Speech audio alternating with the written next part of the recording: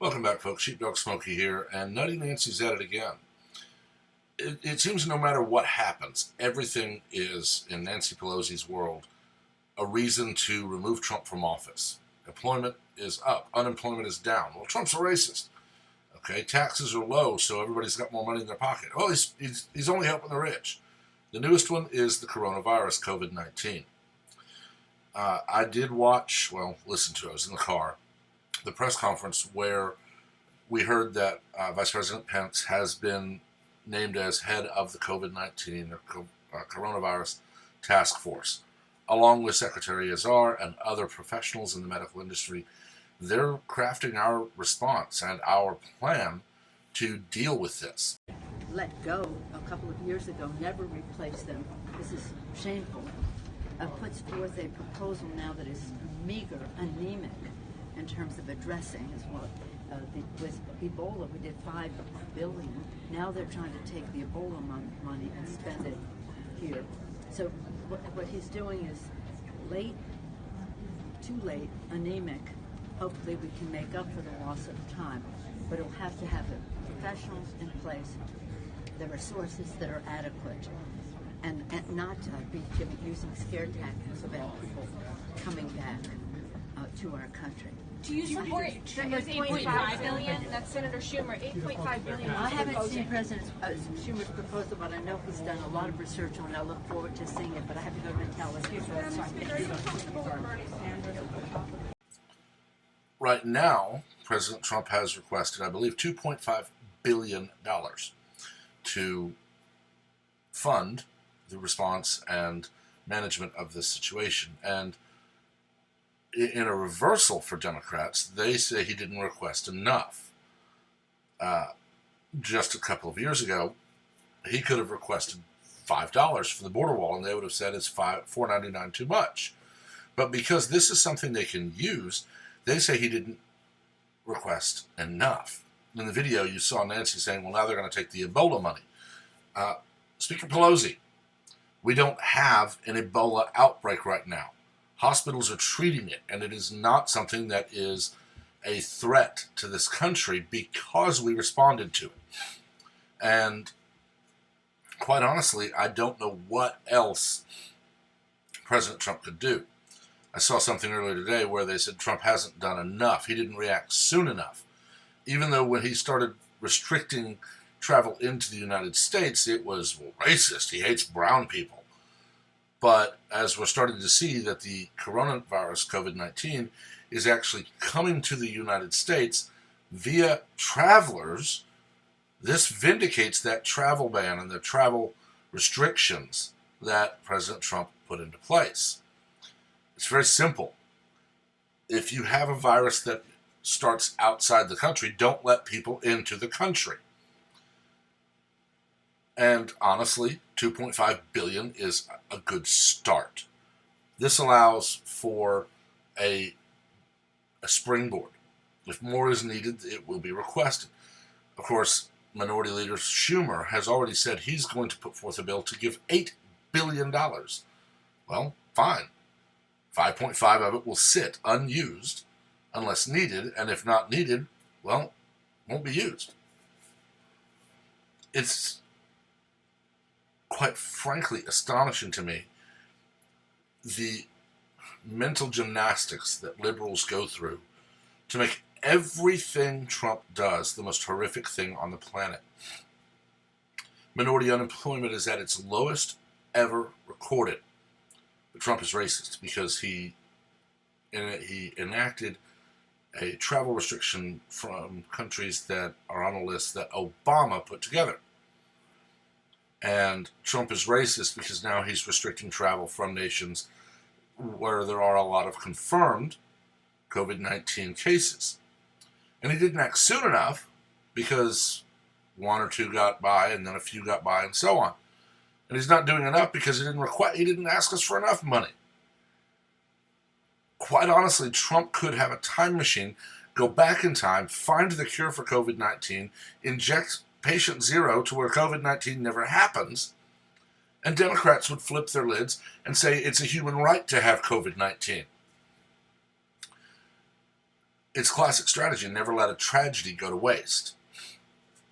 Every mass shooting. Ban guns, ban guns, ban guns. Well, the person who used it got it illegally. Doesn't matter. Anytime there is a health scare, nothing but big government, big government, big government.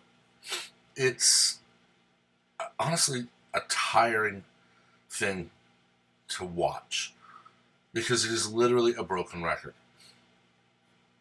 There is a task force that has been told they are going to craft our response to and our management of COVID-19 and the situation it's bringing.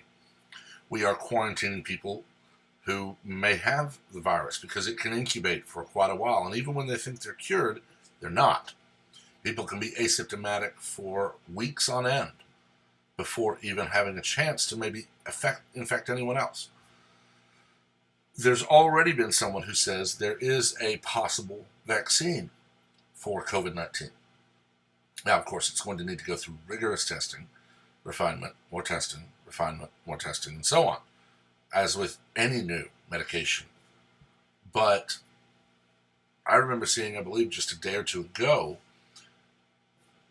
the absolute just firestorm of, we'll never have a vaccine. And, well, we apparently already do. It's going to testing. This is just the same old crap over and over. I'm honestly waiting for one of these unhinged snowflakes to sue someone for proving them wrong and removing their right to be right when they make such a stupid statement and then someone says, actually, no, you're wrong. It's a matter of time in my mind before we have one case where someone is so unhinged they actually sue for their right to be right. I don't even know anymore. But let me know what you think, because I don't know what else I can say. Pelosi has demanded impeachment for absolutely nothing. She then denied having a vote on impeachment while Adam Schiff was having hearings. She said it must be bipartisan, but when she allowed the vote, it was 100% partisan. And when her party tried to block all witnesses called by Trump's counsel, they went nuts. And now that all failed, they've moved to the next thing. Well, Trump didn't do enough to stop COVID-19. Was he supposed to invade China, unseat Xi Jinping, and rule as a tyrant over China until we had no threat of coronavirus? No. President Trump is the president of the United States. He can urge caution and he can talk to other leaders, but ultimately this is something that happened in China, in Wuhan, and it has started to spread. And President Trump is not required in any way, shape, form, or fashion to manage this worldwide. We do send people because, as he said in the press conference, we have some of the best people in this industry, and we send them. They go and they confer and they mentor and they guide and they help other countries, and we do what we can. But ultimately, the job of the U.S. government and the job of doctors in the U.S. is to treat people here and maintain the public welfare of the United States and maintain the safety of Americans. If a doctor wants to travel and help people outside the U.S., great. All for it. But don't sit there and whine and cry because President Trump didn't stop something he had no power to stop. And don't sit there and whine and cry because he won't request more money. For crying out loud, we've had 3 years of he's wasting money, he's wasting money, he's wasting money, he's wasting money. Now he's not spending enough. This is quite literally someone standing there with a stick prodding the person they hate. Do something so I can say I hate it. And when asked, what do you want me to do? What do you hate so I can do it? I hate everything, so just whatever you do, I'll hate it. Oh, you did that. I hate it. Oh, you apologized. I hate when you apologize. You did the opposite. I hate that too. You're breathing. I hate that. It's moronic. It honestly is. And I really don't know where it's going to stop. All right, folks. Thanks so much for watching. I I don't really know what else I can say on this. It's time to open the conversation up. Remember, please be civil in the comments. We're here to discuss and debate, not argue and scream. As always, please like the video, subscribe, turn on notifications, and please share so that we can expand the conversation. It's a hobby for me right now, but who knows, it may go somewhere. And to do so, I need to widen the audience. So once again, thank you for being here, and have a wonderful day.